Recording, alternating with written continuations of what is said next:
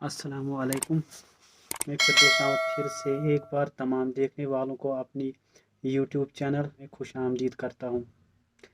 पिछली बार जो टॉपिक था वो था pH the basic property of soil के मुतालिक। आज का जो टॉपिक है वो है reason of imbalance of pH level of soil and it's correction. आज हम बात करेंगे कि किन किन वजूहात से मिट्टी की पीएच लेवल घटती है, यानी एसिडिक के ओर चली जाती है। बागबान भाइयों, हमारी मिट्टी जो है वो आम तौर पर एसिडिक ही ज़्यादा होती है। जिस तरह के हमने पिछले टॉपिक में बताया, हम एक दूसरे को देखकर खादें डालते हैं। हमारी एक गलती हमें दो नुकसानात करवाती है। एक हमारे पैसे चले जाते हैं और दूसरी हम पौधों को भी नुकसान पहुंचाते। खादें तो फसल बढ़ाने के लिए और पौधे को हेल्दियर बनाने के लिए डाली जाती है, लेकिन ज़्यादा प्रोडक्शन के लालच में हमने कभी ये खाद डाली, कभी वो खाद डाली।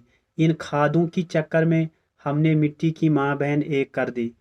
सॉइल को बहुत एसिडिक बनाने में जिन खादों का रोल है वो यूरिया, डीएपी, एसओपी वगैरह जैसी खादों का हद से ज़्यादा इस्तेमाल करने से मिट्टी की पीएच लेवल कम हो जाती है, और हद से ज़्यादा आबपाशी इरिगेशन करने से भी मिट्टी की पीएच लेवल कम हो जाती है।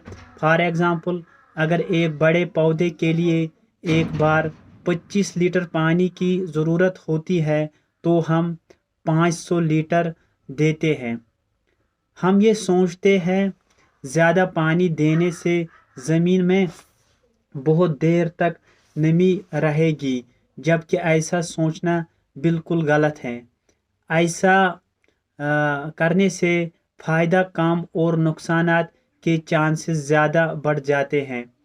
ओवर इरिगेशन से ज़मीन के अंदर जो न्यूट्रेंट्स होते हैं, ख़ासकर जो हमने सॉइल एप्लीकेशन थ्रू दिए हुए होते हैं, उन न्यूट्रेंट्स का लीच आउट या फ्लश आउट होने का खतरा रहता है, यानी जड़ों से ये न्यूट्रेंट्स बहुत दूर चले जाते हैं।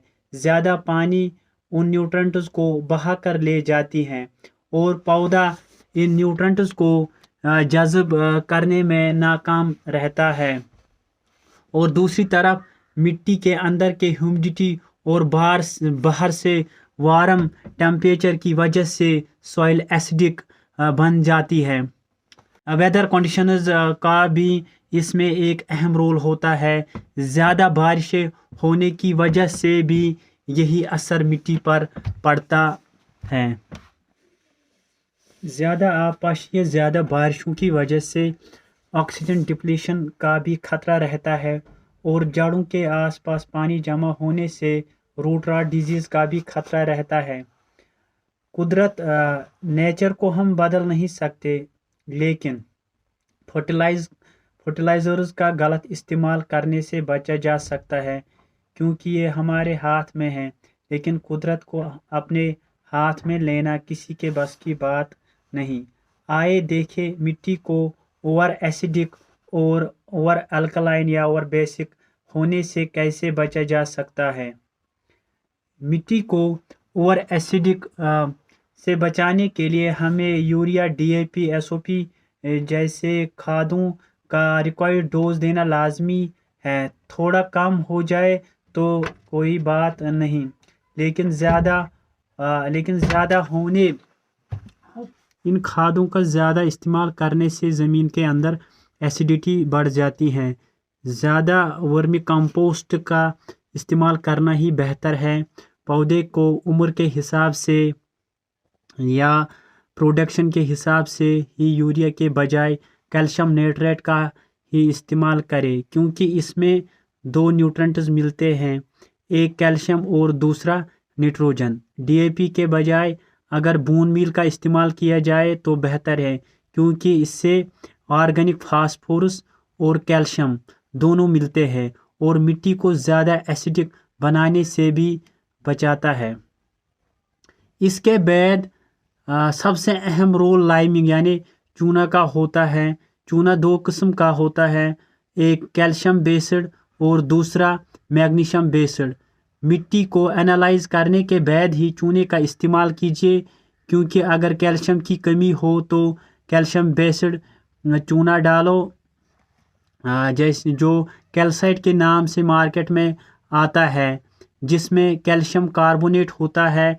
दूसरा है कैल्शियम ऑक्साइड, जिसको क्विक लाइम भी कहते हैं। और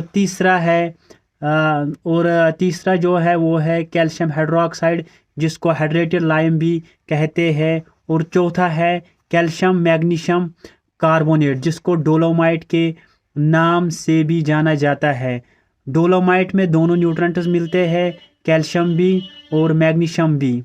इसके बाद अगर मिट्टी ज़्यादा बेसिक या ज़्यादा एल्कलाइन हुई हो तो iron sulphate, ammonium sulphate, ammonium sulphate और आयरन सल्फेट, यूरिया जैसे कंपाउंड्स का इस्तेमाल करें। और याद रखें, लाइमिंग की भी एक रिक्वायर्ड डोज होती है। मिट्टी की जांच के बाद ही इसका भी इस्तेमाल कीजिए। अगला टॉपिक जो होगा आप लोगों की मर्ज़ी के मुताबिक होगा, और उस टॉपिक को आप कमेंट में ज़रूर लिखिए। चैनल को सब्सक्राइब भी कीजिए, लाइक भी कीजिए और शेयर भी कीजिए। ज़्यादा से ज़्यादा कीजिए ताकि ये हर किसान के पास पहुंच जाए और उससे इस इंफॉर्मेशन से उसको फ़ायदा पहुंचे। शुक्रिया।